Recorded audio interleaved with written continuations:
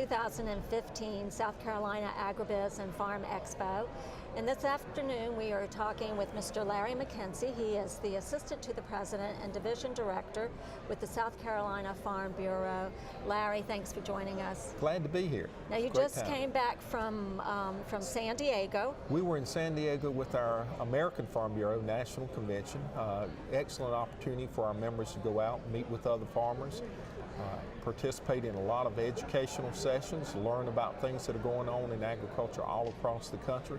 And at the same time, we do have our business session where our members, our voting delegates from South Carolina meet with other voting delegates and establish our policy positions on national issues while we're there in our annual meeting. And in terms of what's coming out with national positions as well as what the Farm Bureau focuses on for this next year in South Carolina, are there a couple of items that stand out to you that are particularly important to the farming community? Oh yes, there's a number of them that are on the national level.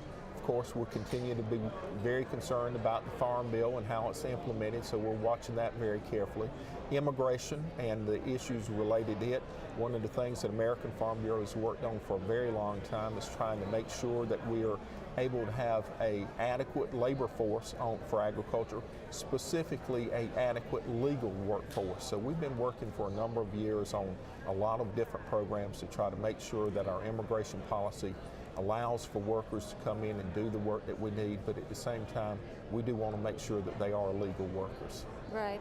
And in terms of the training that goes on, not only with the American Farm Bureau, but also here in South Carolina, the State Farm Bureau, or the state level Farm Bureau, what are some of the areas that are particularly important for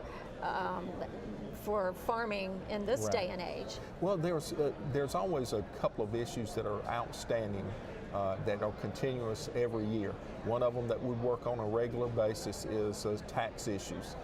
That's very important for agriculture because of our competitiveness with other states, to make sure that we're aligned and make sure that our taxes are not out of line with other states, to give us an opportunity to do those things. One of the things that we've worked on for a very long time, one that we've worked with a number of groups on, is a couple of years ago we did a study that says this is what the value of agriculture is to the state of South Carolina. At that time, we really didn't have a number. We developed that $34 billion economic impact. Ends up that we're the largest economic driver in the state of South Carolina is agriculture. Agriculture and forestry combined. That's very important to us when we're going to members of General Assembly, try to say we need support for agriculture programs, whether it be Department of Ag, Clemson PSA programs, or with our Department of Natural Resources. When we're working on trying to get funding, it's important to be able to show that.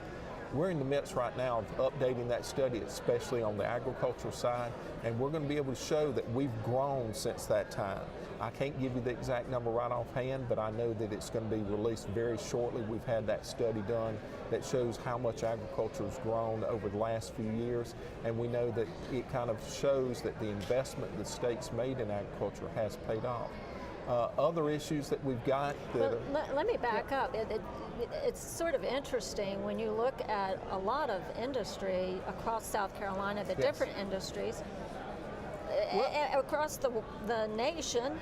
We've been through a recession, and normally you wouldn't necessarily see that sort of growth over a period of time like that. And that's one of the things that has been extremely interesting to see is how much agriculture has grown, how much more valuable we've become, even at a time where the rest of the economy has been through a recession.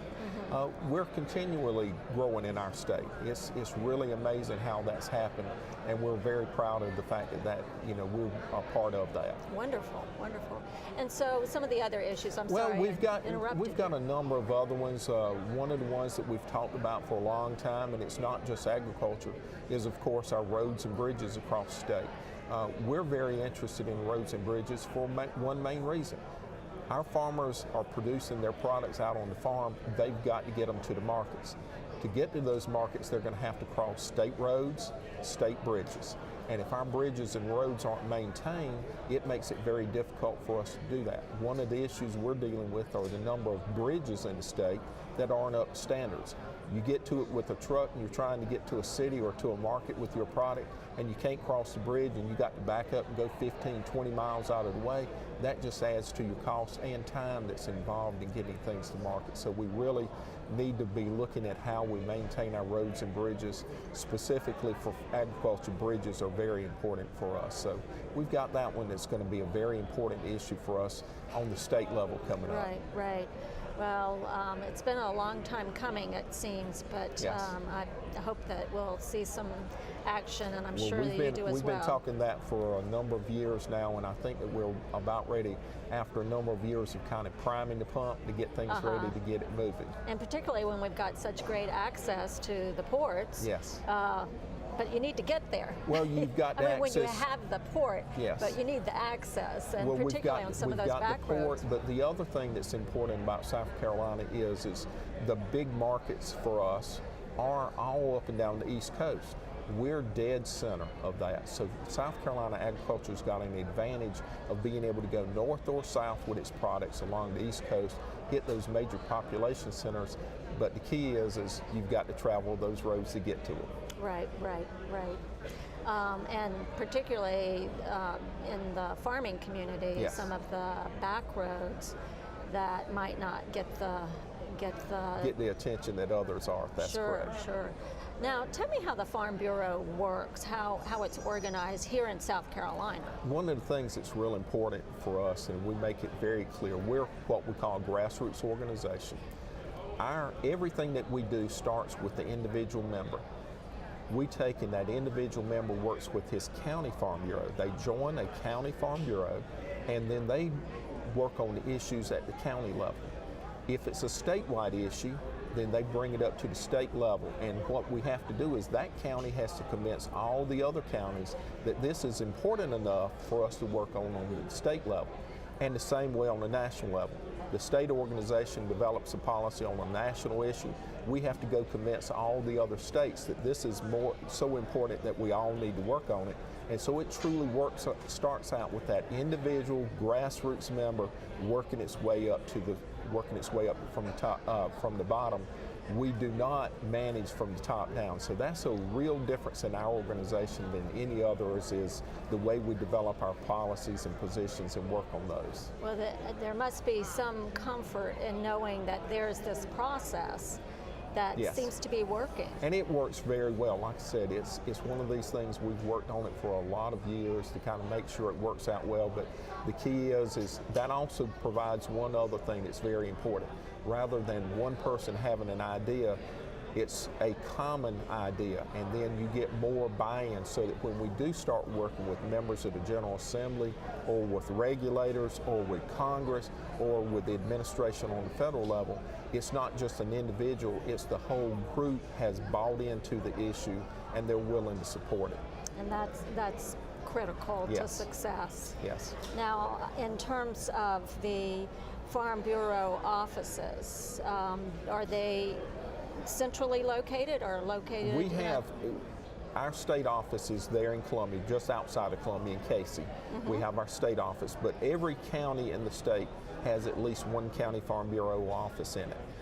We do a lot of various things there, but we have a number of counties that have more than one location. We do a lot of work out of those offices. We do not only the Federation work, working with the farmers that I do, but some of our service programs or service or member benefits that we have, such as our insurance services, are operated out of those offices also. And that's one of the key things that we have to constantly remind people about is Farm Bureau, because one of our big membership programs is our insurance program. We have to constantly remind them that we're not an insurance company. We are an organization of farmers. That insurance program is just one of the benefits of being a member of the organization. Right. And I imagine, given the nature of the work that goes on in the agricultural industry, that having someone close by where people Yes. can go by and voice a concern or chat about something that they see that might need Yes. some change in the industry, that's particularly helpful. Yes, it is, and the most important thing for the agriculture community is to understand that local leadership are farmers in the local community. They're all volunteers. These are not paid positions. They're volunteers that serve on our county boards, our county presidents. All of those are volunteers. They are just working, they're farmers just like the other farmers. So when they bring issues up, it's someone you're talking to that understands what you're going through. Well, I wonder, because things seem to be very, very fine-tuned in terms of thinking through these processes that take a long time to get it right. How long has the Farm Bureau been around? We have been in existence right at 50 years now. Okay. And so we've got a very strong organization that's been around, and that is one of the key things you mentioned about fine-tune. We work at it very hard to make sure our members have access to the best information, the latest information. That's one of the reasons we work so closely with Clemson, is to make sure they have the latest data on the issue so that they can make decisions. Some people give us a hard time about being slow to make a decision, but we're very deliberate. We want to make sure when we speak, when we make a decision, that it is a correct decision and it is the best way to move forward with issues. Wonderful. Now you have a number of programs that you're supporting with the Farm Bureau, the Ag in the Classroom, some of the women's leadership programs and the youth programs. Can you speak just generally about those? I can speak about a lot of those. It is one of these things that we try to offer. One of the things that we also do besides our legislative activities is make sure that the public understands where their food comes, about agriculture, and we're also constantly trying to build leadership for agriculture, not just our organization, but all organizations. So yes, we've got our Ag in the Classroom program where we have developed curriculum that goes by the state standards to go into schools to teach kids about agriculture. One of the things that we found, we used to send a staff person out to schools and do a class on agriculture. We have found that we could reach about 30 people a day that way. We've switched that program up now that our staff person that works Ag in the Classroom trains teachers.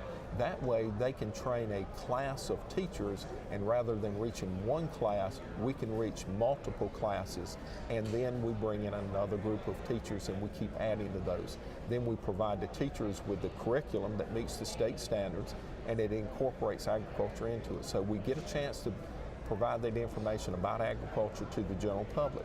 We have our youth program. We very much like the Commissioner School on Agriculture, a lot smaller, but we do a camp for them that kind of talks about agriculture, encourages them to get involved in agriculture, and especially agricultural curriculums, and moving on to schools that teach about agriculture. Then we have on the youth program. What ages are we talking about there? Those are there? basically juniors and seniors in high school. Oh, great. We limit it to just those.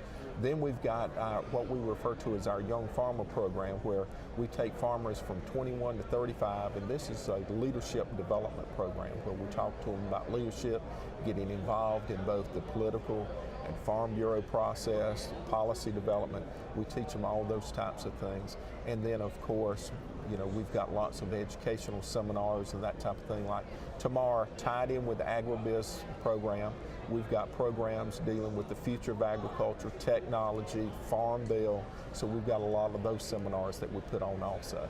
And tell me, I know this is a small part of the whole program offering, but tell me about the Farm Bureau Day at the Ag Expo.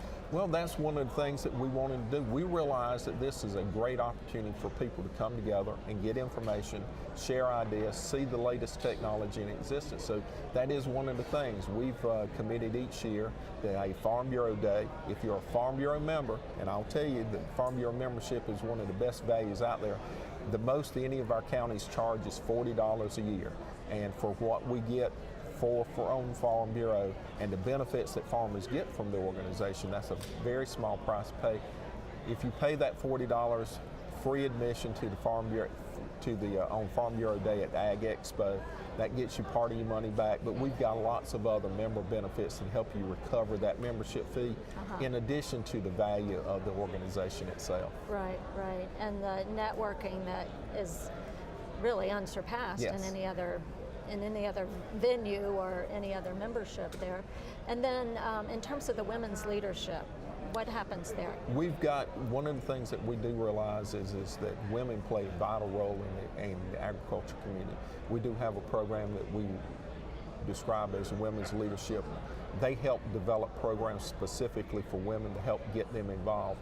One of the things we do want to do is make sure that our women are always included in all our programs. We try to, as much as we can, be inclusive in all programs, but we make a special effort because we realize it's going to take just a little more push to make sure they understand we do want them involved.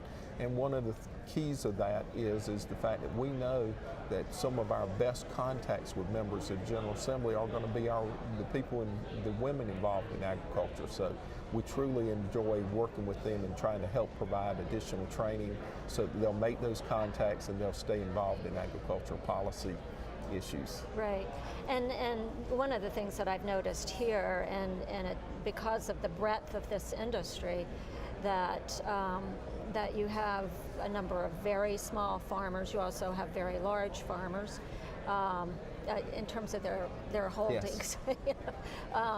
But also that you're touching a number of different areas, the agritourism, the locally grown, all of those. Are you seeing a upswing in your membership because of that? We're seeing some upswing in our farmer members. One of the things that we are seeing is that we are seeing more people getting involved on a smaller scale, getting involved in fruits and vegetables, direct marketing, CSAs, that type of thing. Mm-hmm. And that's one of the things that we've always tried to do is, as much as we possibly can, we try to represent all farmers across the state. Livestock producers, poultry producers, row crop producers, the small fruit and vegetable. We try to work on behalf of all of them and try to have programs for each of those groups. Wonderful. It is very difficult because it is such, like you said, there's such a variety out there, but we do try to provide programs for all of them.